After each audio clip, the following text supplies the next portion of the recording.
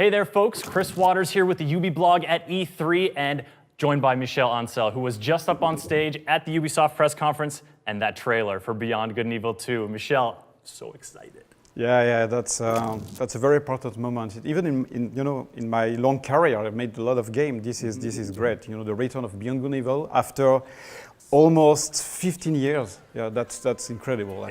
It's a return that so many people are excited about, myself included, and I bet a lot of you have questions about that trailer. So, Michel and I are gonna sit down, go through the trailer, I'm gonna pick his brain. Hopefully we'll get you some good tidbits about Beyond Good and Evil 2.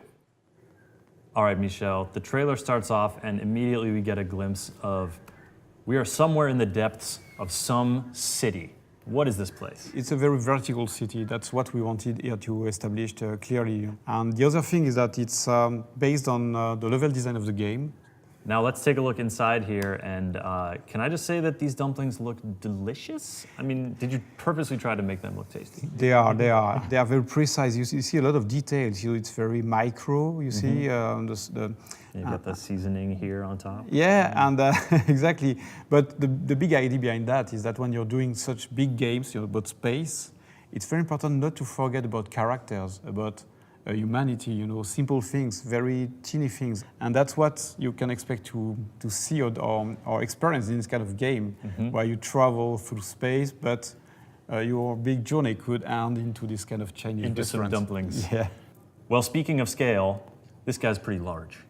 Yeah, the pig tried to dominate the monkey, but the monkey is very confident, has got no fear, and they are talking about master and slave and domesticated. Exactly. Yeah. That's exactly the idea that even between hybrids that are a mix between animal and humans, it was a way to establish that there is a social system in this world, and you can clearly have an example here.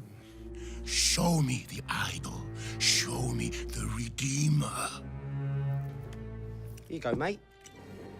I know I'm not the only one who looked at this and heard Yo, hand it what on. he said just there and thought of our beloved Uncle Page from Beyond Good and Evil. Right, there is a direct connection, Here we wanted to, so he's really clearly saying Page in, which is kind of divinity for this kind of hybrid.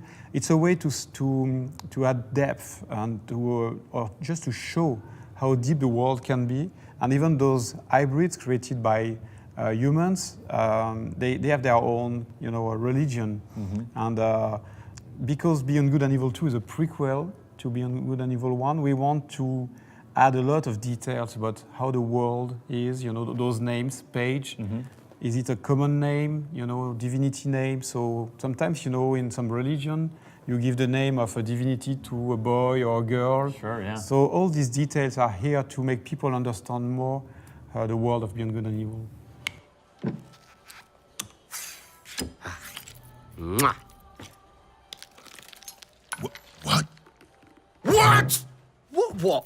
That's Swiss fucking chocolate, pig. And Nox is out of there. He's got that really cool glove contraption and then apparently some kind of jetpack to really help him make haste. Yeah, and again, it's very important because it's gameplay ingredients we have in the game. So that's the kind of dynamic, move you can do into the game and how you can extract yourself from very dangerous situation and then jump and use the verticality of the city. So the pig is not happy with what's just gone down, obviously, and he appears to have something in his forehead. Yeah, there is some blood and some pieces of glass that fall on his head, and I love how many scars he has too. Yeah, it's this kind of scar that's very important because hybrids, they have been created for dangerous tasks that no human wanted to do. They can also be used as fighters, hybrid fighting against each other. There's a lot of slavery. So it's another way to reinforce the depth of the world, on all this history that the characters are carrying on their body. All right, a new character arrives on the scene in what appears to be a getaway vehicle. So yeah, that's Shani. She's the crewmate of Nox. They are used to do this kind of things all together. Now this look here is one of my favorites at the city because you really start to see those vertical layers stretching out.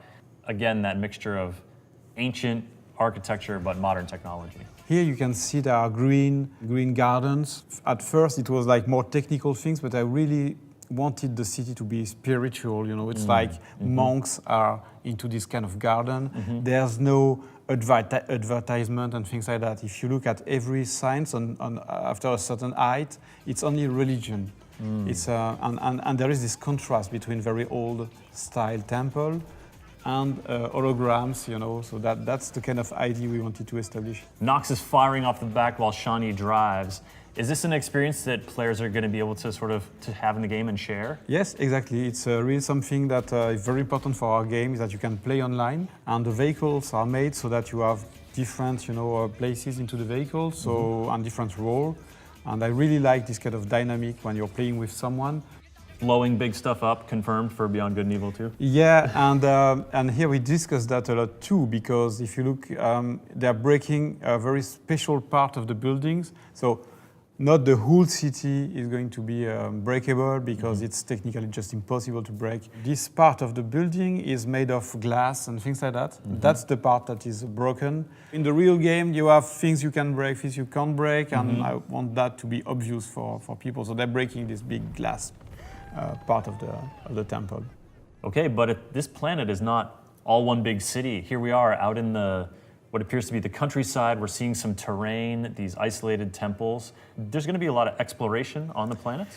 Yeah, not just planets, but also space, because the technology here that we have allows us to go seamlessly between ground, interiors, and space. There's no transition, no loadings, nothing like that. Shawnee and Nox are not alone, not a lone pair. They have a whole crew here who's excited to see them back.